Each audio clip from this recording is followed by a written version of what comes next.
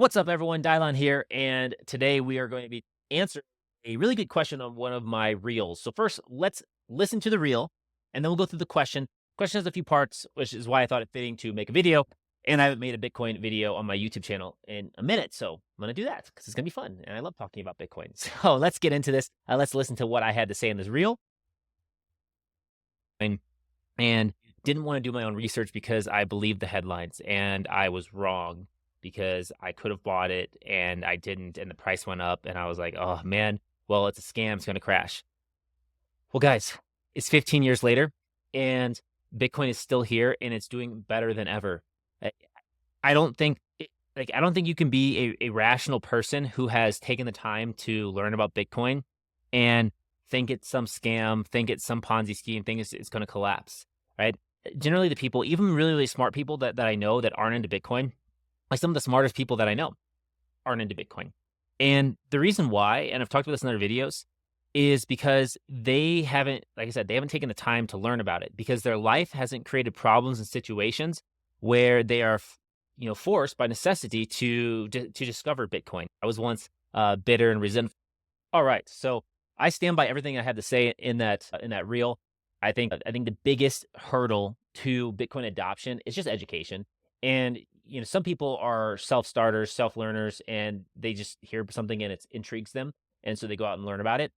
A lot of people don't. Like, they have to have a reason, and unfortunately, a lot of people that, uh, especially, like I said, really smart people that I know that I went to university with, they've been doing good in life. Okay, they got their good degree, they got their good job, they're getting married, they're having kids. They haven't had any sort of crisis in their life, so they haven't needed to learn about money or Bitcoin, and money's been good for a lot of people. Okay, it's only recently where money's really started being bad for a lot of people, and I think one big thing was the pandemic and the shutdowns.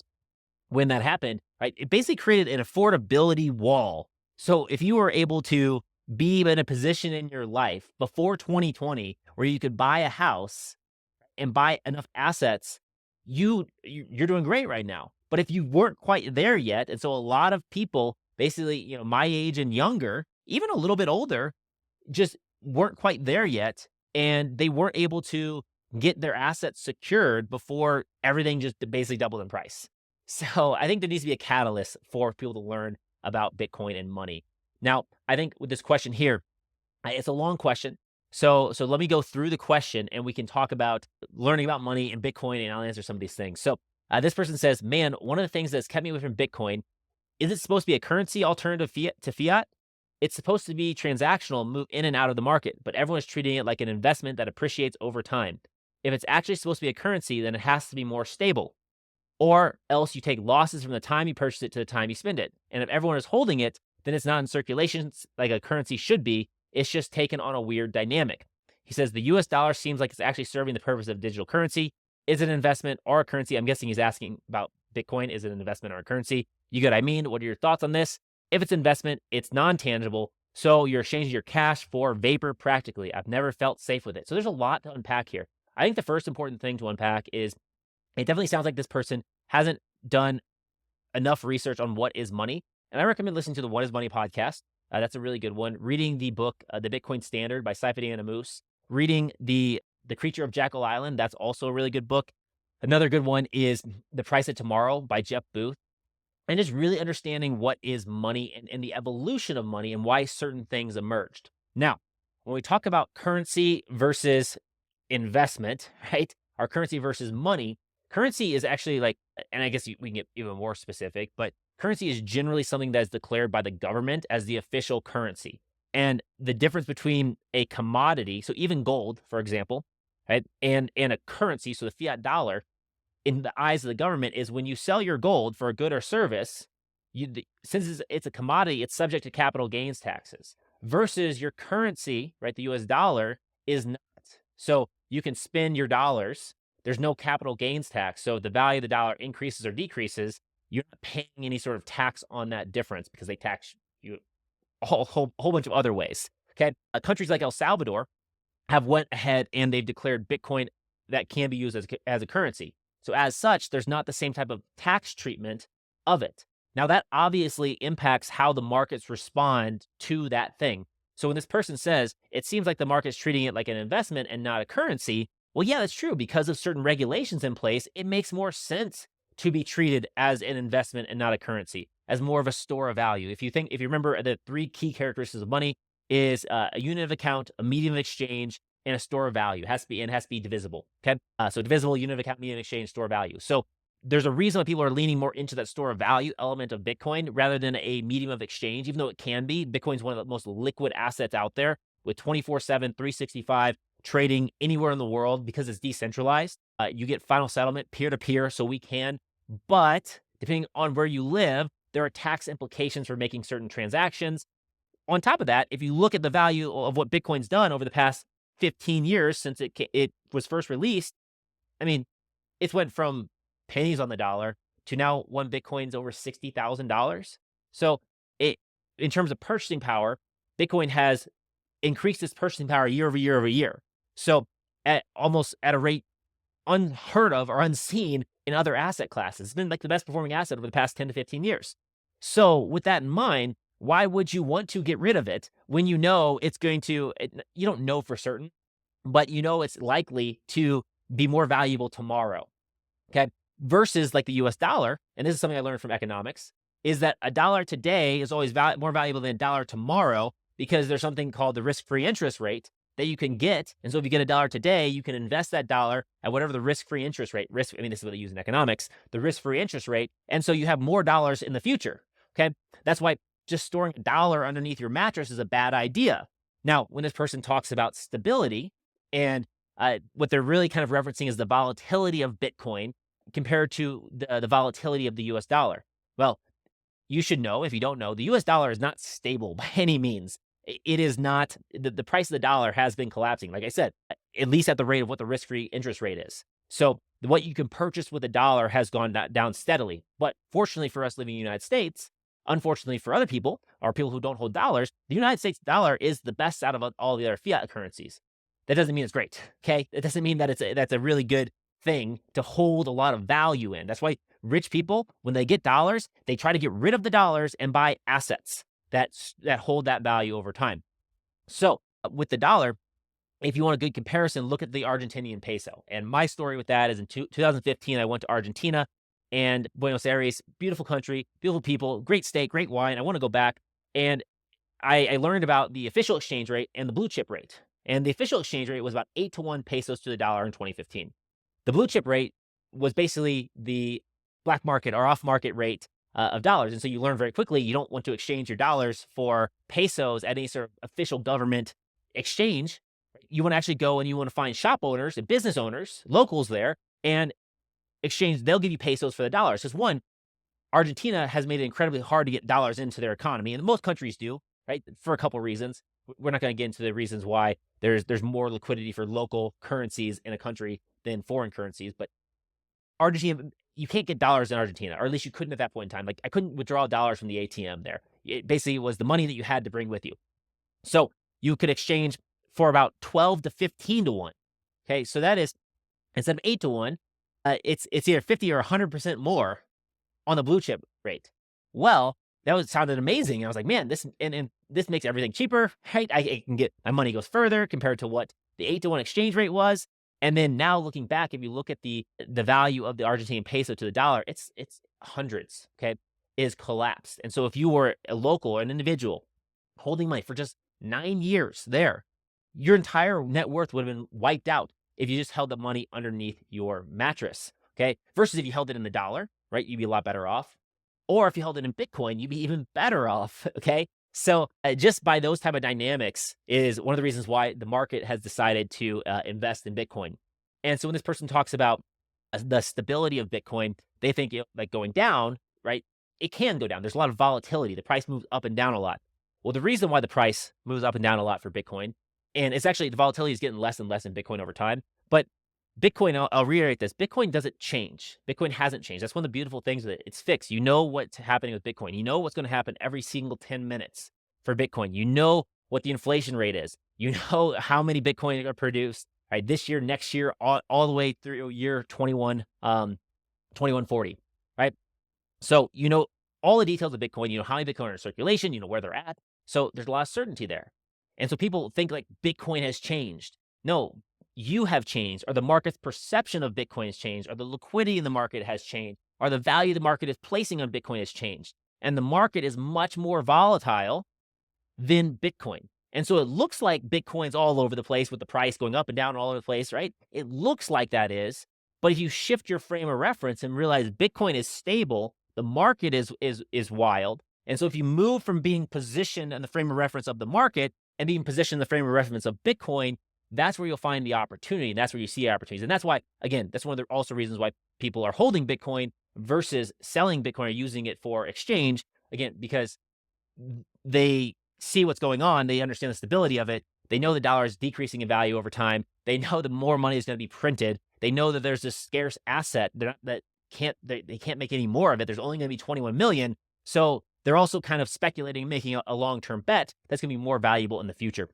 So that's what they're doing. And so if that's what the market's doing and dictating, well, like you can try to bet against the market if you believe the market's wrong, or you can bet with what the market is for Bitcoin. And a lot of people in the Bitcoin space, myself included, believe that the market isn't necessarily wrong. They're just not all the way there on Bitcoin yet. And when they really get there, then the price of Bitcoin will be even higher, much greater purchasing power.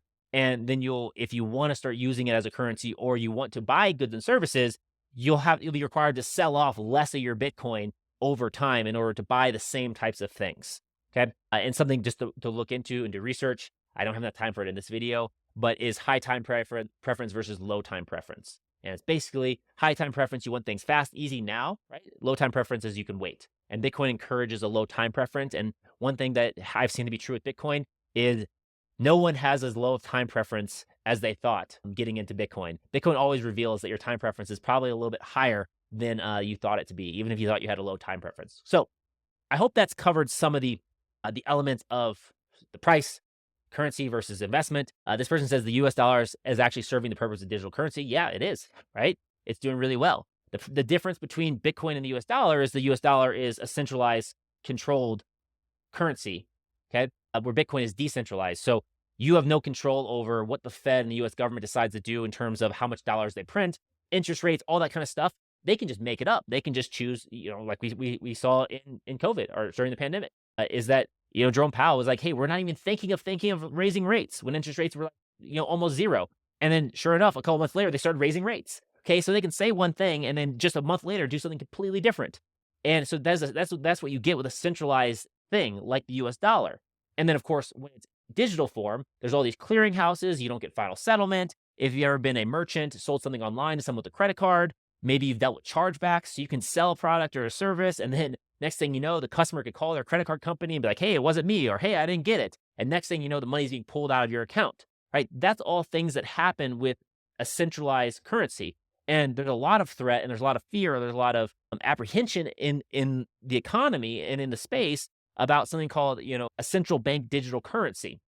Okay, right now you have some decentralization with how the dollar in that system's set up, without going into too much detail there. But people are worried that in the future, you could have a central bank digital currency that comes directly from the Fed, and they can basically have the ledger control over all of the units of that. And if it is fully digital in that form, they can just flip a switch or flip a button, right? You drive too fast on the highway, your interest rates are higher, okay? Or you have to borrow money at a higher interest rate. Or maybe instead, you might have $100 in your account, but because you went too fast on the highway, you can only buy $90 worth of goods.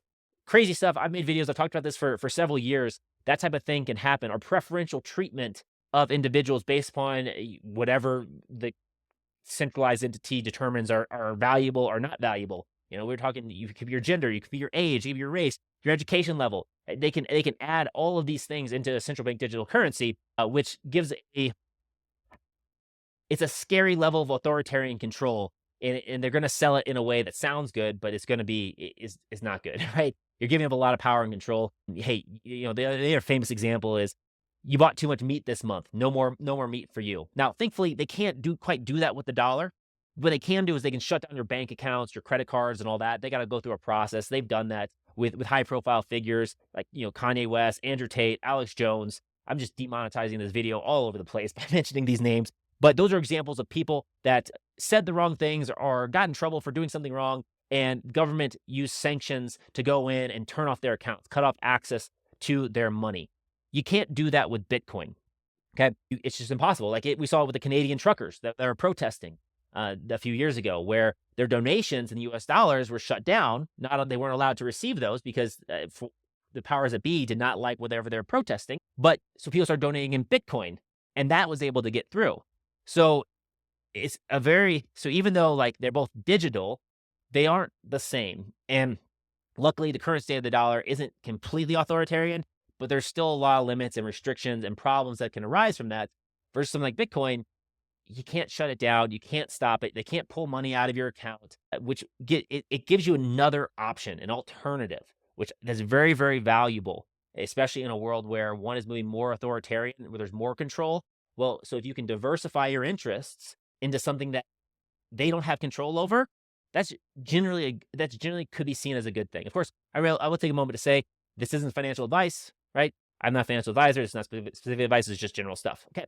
So yes, the US dollar is a better digital currency. And so treat it as such. And most dollars that you have, getting to this final part of this question, and we're going to need to wrap this up here, is it's a non-tangible investment. Well, let me ask, if US dollars are digital, those aren't tangible. So you're using a non-tangible thing for sometimes tangible things and sometimes non-tangible things, right? I could use my US dollars to buy a piece of software. Well, that's not tangible. I can't hold it, but it has utility. Okay. I can use my US dollars, my digital US dollars, which I can't hold or touch, can't eat. I could use those dollars, and I can only use those as long as someone gives me permission to, as long as the entities that be allow those to be used. And that's the reality with those US dollars. But even though I can't touch them or anything like that, I can exchange it for maybe like a domain name, a web domain name. That doesn't have any sort of, that's not physical. Okay. So, but that has value. And so the real thing that you have to ask, it's not a question. A lot of people get hung up on this. It's not a question of exchanging dollars for something physical, right? That's backwards thinking. It's exchanging one thing of value and utility for another thing of value and utility. It doesn't matter the form of that thing with value or utility. The question is, what is the value exchange? What is the utility of the different items that you're exchanging? Okay. The main utility of US dollars is to have a liquid market to buy all sorts of goods and services in an economy. It's widely accepted. It solves that paradox of wants, which if you go back to reading the book on money, the Bitcoin Standard, you learn the paradox of wants is like, I have chickens, you have cows. I want cows, but you don't want chickens. How do we trade? Right? That becomes a problem. Creates for illiquidity in that market. But if I have dollars and you have cow, well, and we recognize these dollars are legit. I can give you dollars for cow or part of cow, and we're all good. So the dollars solve for that. But so that's some of the utility they provide. So when we're thinking about that, you have to be like, okay, what utility does Bitcoin provide? And I went over a bunch. I've dropped a lot of it in the video, but let me just summarize a few key points that for utility Bitcoin provides, and you can think for yourself and determine if that's something that you think is valuable. Okay, especially at the prices that Bitcoin are at. You may not agree. Okay, you may be like, oh my gosh, it's amazing. Well, one, it's scarce, so there's absolute scarcity. There's only 21 million Bitcoin divided into 100 million Satoshis, which is 2.1 quadrillion units. So if you buy one Bitcoin, you own 1/21 millionth of the network, okay? Or if you buy one Satoshi, you own 2.1 quadrillionth of the network, okay? And you'll never be diluted. That's fantastic. That can't be said the same for dollars. If you own $1,000, you don't even know what percentage of the network that is. You can guess. There's estimates out there, but you're almost guaranteed that will increasingly cause a reduction in ownership of the network. Even the best example is something like gold. Gold has an inflation rate of 1% to 3% a year, which means you basically lose half your purchasing power in about 30, 35 years. Okay. With Bitcoin, as long as there's demand, right? You're not gonna be diluted there. That's value. That's utility there for someone knowing that. Knowing the exact issuance schedule of Bitcoin. That's valuable. You can make decisions knowing that Bitcoin isn't going to change, or what the future is going to be for Bitcoin. Bitcoin being decentralized. So there not being one entity that can control it. That's very powerful. Okay. So you can't shut it down. So also knowing that Bitcoin is an immutable ledger. So all the transactions of the past and that will be in the future, once they're written into the blockchain, they can't be changed. And it's propagated across the network that's spread across the entire world. That's very powerful. There's other things like, even if there's a nuclear war, right? Bitcoin still survives. All you need is two computers to run. So even if there's a local apocalypse, I talk about this. So like maybe there's a natural disaster in your area, the power, the internet, all that kind of stuff goes off. Bitcoin's still online. So you can apply that to a local government. So if a local government collapses, right, and a new one comes in, well, if that, knock on wood, cross our fingers, that's not, hopefully that's not the United States. That would not be good for the world. But if that happened, the US dollar would go away and a new currency would come in. So if you had savings in the US dollar, it wouldn't be worth anything, right? Or it'd be worth a fraction because you'd have to use those savings to exchange for whatever the new one is. But in Bitcoin, you're good. So, and so you can apply this to smaller countries like Argentina, countries that have experienced these currency collapses, these fiat currency collapses. And they happen about, I think, like every 20 to 50 years or so. And Argentina's had multiple. So countries that are less good at managing their money or however they're positioned in the global economic, marketplace, they struggle with that a lot more. So that's something to keep in mind. That's utility there. Um, Man, I could probably just go on and on about Bitcoin, but that'd make this video too long. But anyways, so the final thing in on that is, think about it of trading one thing of value and utility for another thing of value utility. And you want to think about, if you're looking for investment returns, of course, not investment advice, is the market undervaluing that piece of utility for that thing? And if you think they are, so that means that you think that utility will be valued more in the future, well, then you're making a play saying, hey, relative to what I currently own, if I buy this other thing, I think it's going to go up faster in value or give me more purchasing power over time than something else. And that's the bet that I've made with Bitcoin. That's the belief I have with it. And I think there's a ton of other stuff that I didn't even get to cover in this video, but I hope that answers the question. I know it was a long response, but there's always a lot to talk about when it comes to Bitcoin. And just to end with this is give a like, give a comment if you enjoyed this video, and make sure to go out there and do your own research and cross-reference this stuff. Don't just believe me. Spend the time to learn now so you can make those educated decisions, and keep asking questions. Okay? Keep asking questions. The more questions you ask, the more information you can get, the more answers you can get, the better decisions you can make. That's it for this video. I'll catch you in the next one. Peace.